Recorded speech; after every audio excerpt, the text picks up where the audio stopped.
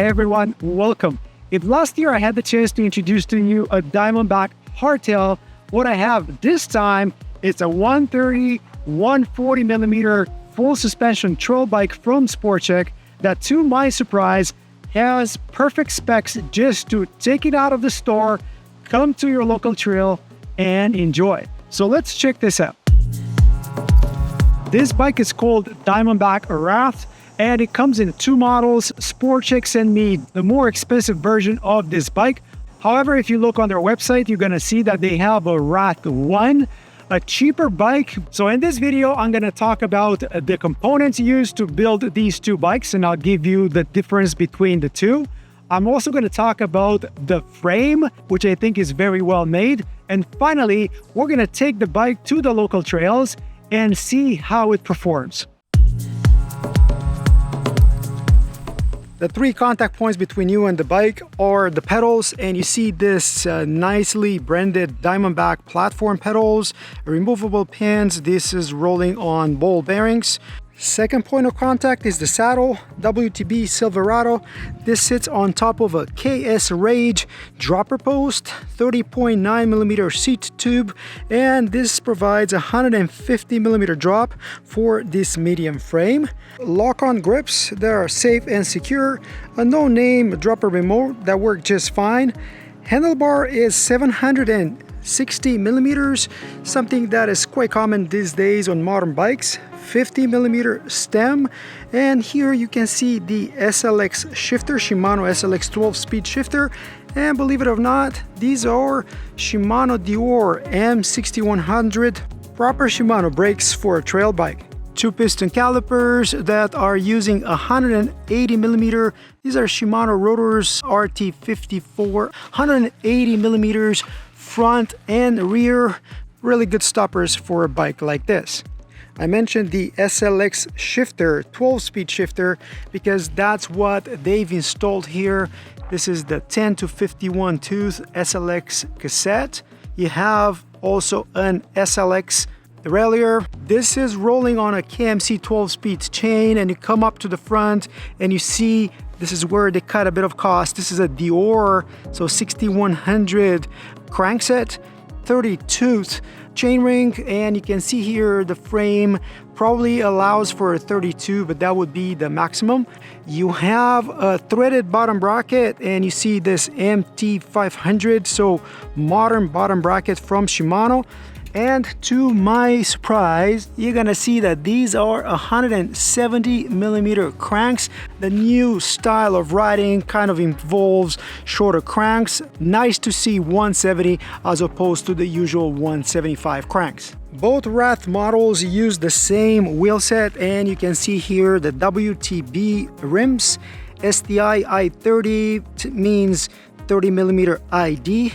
These are tubeless ready, and now they are tubed. You see here a Presta valve, so it's fairly easy to turn these to tubeless. Maxxis Ardent 2.4s. These are EXO, not TR. However, you can easily turn these to tubeless and save a few grams in the process. These are not necessarily the best tires, but they're good rolling tires, and you can keep them on the bike, no upgrade necessary. The cheaper Wrath 1 reduces cost in a couple of ways. Number one, you get the MT200 Shimano 2-piston brakes, which are definitely not as powerful as the 6100s installed on this. However, they should perform okay unless you are a heavy rider or you do super gnarly riding on a bike like this.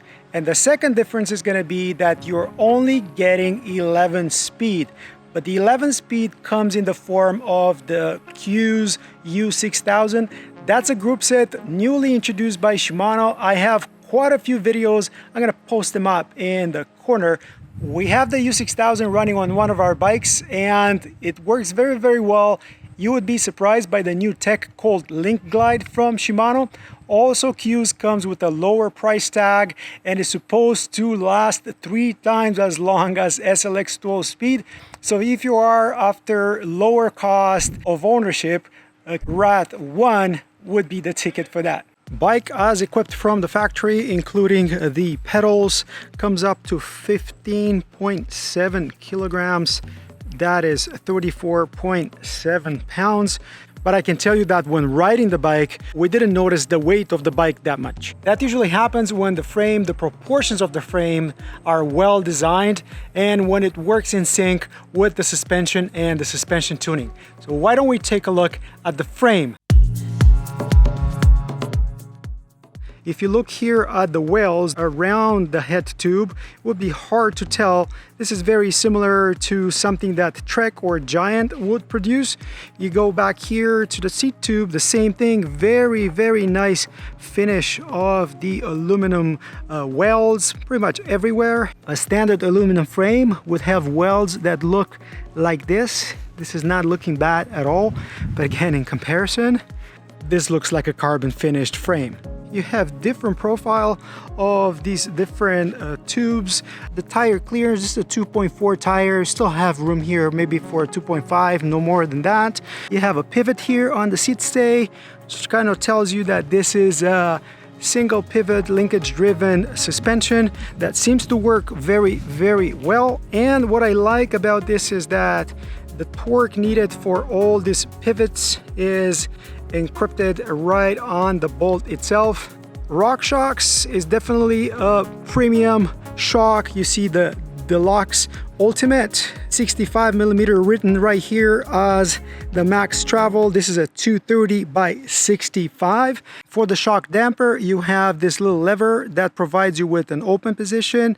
Flip this over and that is a pedal position, and you have the 140mm travel up front provided by this RockShox Revelation. Now this is a 35mm stanchion fork, a downgrade from the Pike but a sister fork to the Pike. You have the motion control damper, that is the downgrade, the major downgrade. Otherwise you still have a Debonair air spring, and you have nice and clicky rebound here at the bottom of the fork. This is boosted, so 110mm up front through axle and 148mm in the rear. Cables run through the frame and they will come out here at the bottom right below the two mounts for the bottle cage.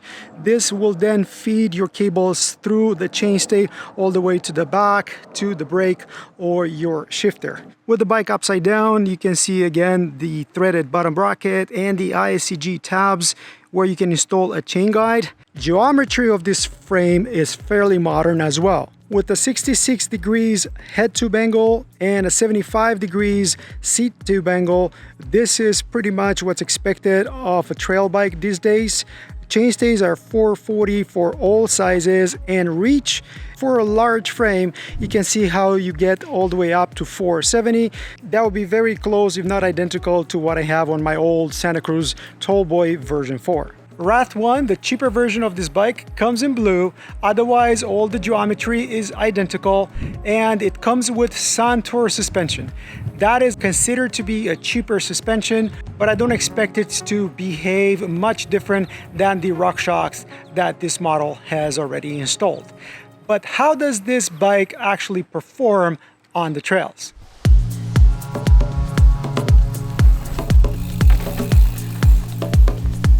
A good trail bike offers a decent pedaling platform, and the Diamondback Wrath did not disappoint.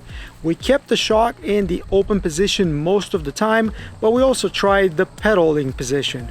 The suspension kinematics do a good job just to keep that pedal bob to a minimum, and I would say that for most of the riding that you would do on this bike, using that pedal platform of the shock is not really necessary. On more technical terrain, bike kept that rear wheel planted, offering good traction.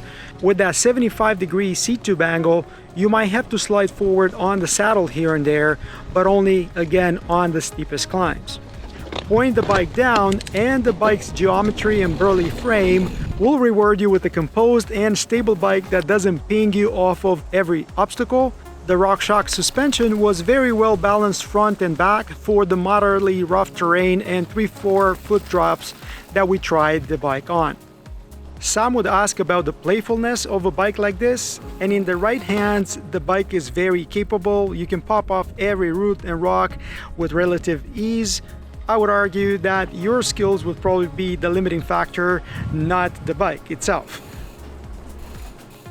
So what do you guys think about this Diamondback Wrath full suspension trail bike from Sport-Chek? I mean, it's surprising that you can find a bike equipped like that in a big box store. This is the more expensive model, but if you want to save some cash, go for the Wrath 1 for a small downgrade in components. I think that bike is as capable of this. And who knows, maybe you like that blue color more than the gray, even though I would argue this looks more premium.